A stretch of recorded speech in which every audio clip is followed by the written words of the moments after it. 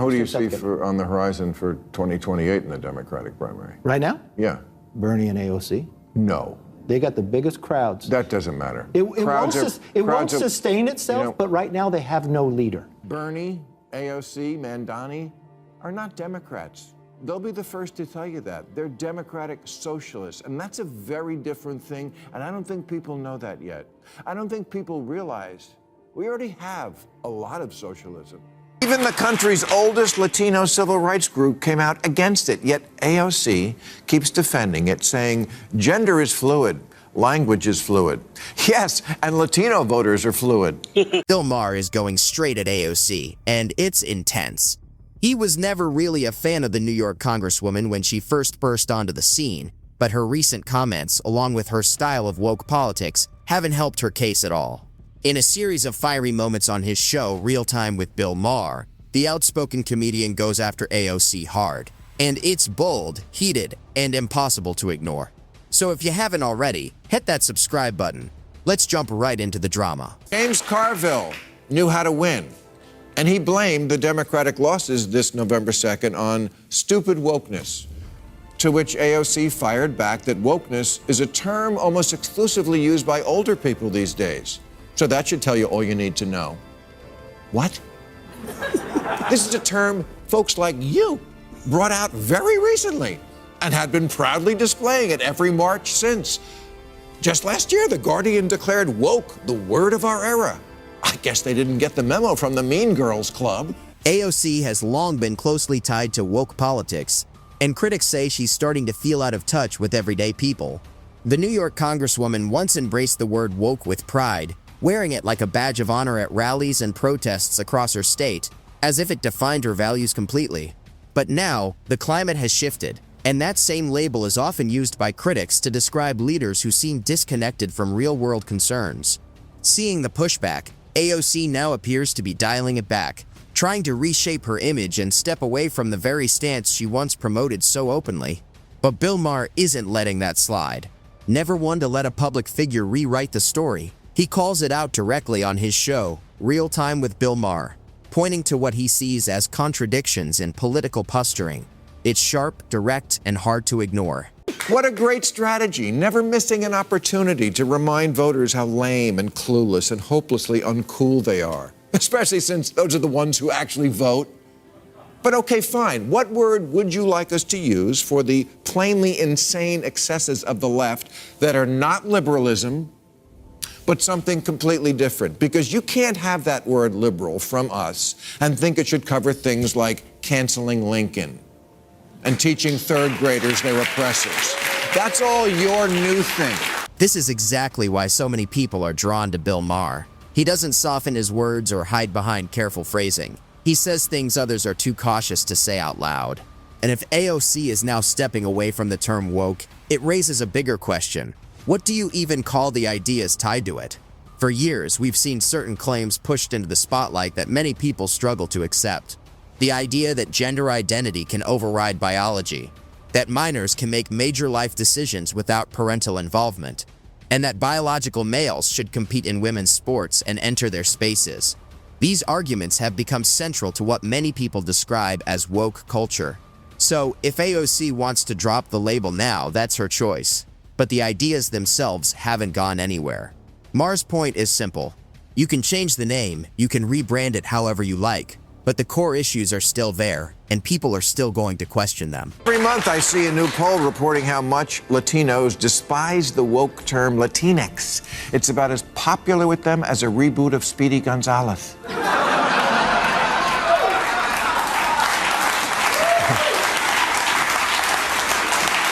Even the country's oldest Latino civil rights group came out against it, yet AOC keeps defending it, saying gender is fluid, language is fluid. I clearly remember how the term Latinx was promoted by liberal leaders and championed by figures like Gavin Newsom and AOC. It was framed as progressive and inclusive, even though many in the Latino community were confused or outright rejected it from the beginning. Polls and street interviews showed that the majority of the people it was supposed to represent didn't identify with it at all. Yet the push kept going, almost as if activists were speaking over the very people they claimed to defend.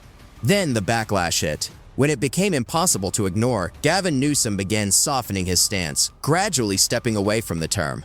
AOC, however, doubled down, defending it by saying that language is fluid and constantly evolving. To many voters, though, that explanation came across as dismissive and disconnected from reality. Moments like these didn't just spark conversation, they chipped away at trust and ultimately hurt them at the ballot box. And more of them now than ever are identifying as Republican. So are Asian Americans, whose support for Democrats is down 16 points since the last election. A lot of that is because, in the name of achieving equity in schools, Democrats in deep blue cities have made it a mission to eliminate the advanced programs at which Asian kids excel.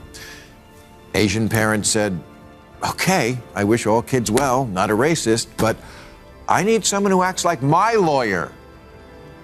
If you're a parent and wanted schools to reopen a lot sooner than they did after COVID shutdowns, or think maybe your kid is getting a bad education, partly because it's nearly impossible to fire a lousy teacher, yeah, you're going to say, congratulations, teachers, you got yourself a good lawyer. The Democratic Party's always got your back, 100%. But I've noticed my kid is kind of an idiot. Here, Maher argues that politicians like AOC are partly why many Asian and Latino voters are drifting toward the Republican Party. In his view, this isn't some sudden political shift, it's frustration. More and more voters in these communities feel talked down to, tired of what they see as empty gestures and symbolic politics that don't improve their daily lives. Instead of slogans and cultural posturing, they're focused on real, tangible issues: strong schools for their kids, a stable economy, safer neighborhoods, and leaders who deliver practical results. Maher's point is clear. When politicians prioritize ideological trends over everyday concerns, they risk alienating the very people they claim to represent. And once that trust is gone, voters don't just grumble. They look elsewhere for leadership that feels grounded and genuinely aligned with their priorities. See on the horizon for 2028 in the Democratic primary? Right now? Yeah. Bernie and AOC? No. They got the biggest crowds. That doesn't matter. It won't sustain itself, but right now they have no leader. Okay? But this is the thing the Republican Party has to understand, too. Both parties lost in the last election. Trump won, okay? And I don't know if that's going to transfer. I'm not entirely sure what point Speaker Kevin McCarthy is driving at here. But one thing is clear. If leaders like AOC and Bernie Sanders take the reins of the DNC, it could be risky come election time. Sure, they draw huge crowds and generate real energy. Their rallies are loud, passionate, and full of devoted supporters. But as recent elections have shown, big crowds don't always equal big wins. Excitement in the moment doesn't always translate to votes. We've seen this before. In 2024, big-name endorsements, celebrity appearances, and packed events created the impression of overwhelming support. But when Election Day came, the results told a very different story. The truth is simple. Winning elections takes more than hype. It requires broad appeal, smart messaging, and policies that resonate beyond the base. Without that, energy alone won't carry the day. MAGA adjacent, and then Vance and Jr. will fight it out for that crowd. But AOC and Bernie, and who's at the top of the ticket? They're going to lead right now. Who's at the top of that ticket, Kevin? Because if it's not Bernie, he's going to be vice president and then wait his turn? No, it would be. Bernie's been running each time. I'm just saying who's in the lead right now. I don't think that's how it ends up. But big crowds don't necessarily mean who's the right candidate. You know, when I started... No, but it drives where the ideas are going to go. It's going to drive the money for a while. It doesn't make them the winner. It doesn't make them the winner. You'll have to wait till you'll get 2 years out, and then you'll start seeing these governors that start showing solutions. You also have to know, what is the issue going to be? Are we going to have a foreign policy issue? Are we going to have an economic issue? And who's been the best in leading in that? But right now, for the Democrats, who's going to lead for the next 2 years, the money is going to... AOC outraised everybody in the House. And it's all small dumb. And this is a critique often aimed at Democrats. It's never just about who can raise the most money. Take Kamala Harris, for example. In the last election cycle, she pulled in an impressive amount of campaign funding just months after being confirmed as the Democratic candidate. The headlines made it seem like she had unstoppable momentum. But when voters went to the polls, that financial edge didn't translate into victory. What followed was one of the most notable electoral setbacks in recent memory. The lesson is clear. Money can amplify a message, but it can't fix a weak one. Voters aren't won over by big budgets or flashy campaigns alone. They want authenticity, clarity, and policies that actually impact their daily lives. Without that connection, even the most well-funded campaign can crumble when it counts the most. AOC, Mandani are not Democrats. They'll be the first to tell you that. They're democratic socialists, and that's a very different thing, and I don't think people know that yet. I don't think people realize we already have a lot of socialism. Social Security, Medicare, Medicaid, unemployment insurance, food stamps, veterans benefits, Pell Grants, COVID-era payments, farm subsidies, disability payments, Fannie Mae, Freddie Mac, corporate bailouts, and the jobs program that is building weapons the Pentagon doesn't even want. Maher's point here strikes a chord with many voters. A lot of people assume that democratic socialists are the same as mainstream Democrats, lumping figures like Alexandria Ocasio-Cortez and others into the same category. But that's not quite right. While they operate within the Democratic Party, their beliefs lean more toward democratic socialism, which calls for a bigger role for government in shaping economic and social outcomes. That distinction matters, especially for voters wary of policies they see as too far left.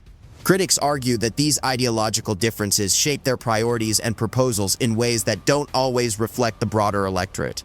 And that's where Maher's warning comes in.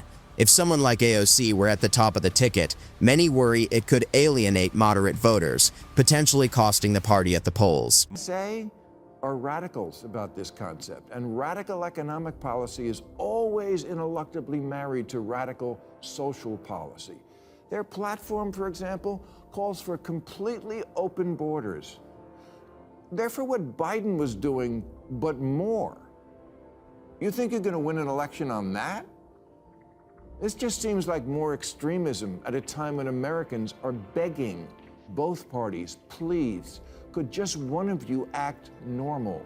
Maher doesn't hold back here. In his view, there's little chance of victory for AOC if she keeps leaning into what critics call her woke politics and democratic socialist agenda. He points out that while these ideas may energize a devoted base, they risk turning off moderate voters, the ones who ultimately decide national elections. For him, it's a clash between political reality and ideological purity. Policies in places like New York, such as expanded public benefits, which critics argue could include free early education for undocumented immigrants, are often cited as examples that fuel this concern.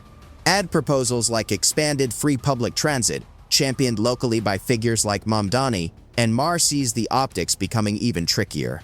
His point is straightforward. Whether it's fair or not, these policies shape how voters perceive candidates, and perception often drives the results on election day. Police or military in the streets, either MAGA's crypto crony capitalism or city-run grocery stores. No, I don't want that. I want a Democrat who reassures me if you like your Whole Foods, you can keep your Whole Foods. At the end of the day, Maher's bigger point cuts through all the noise.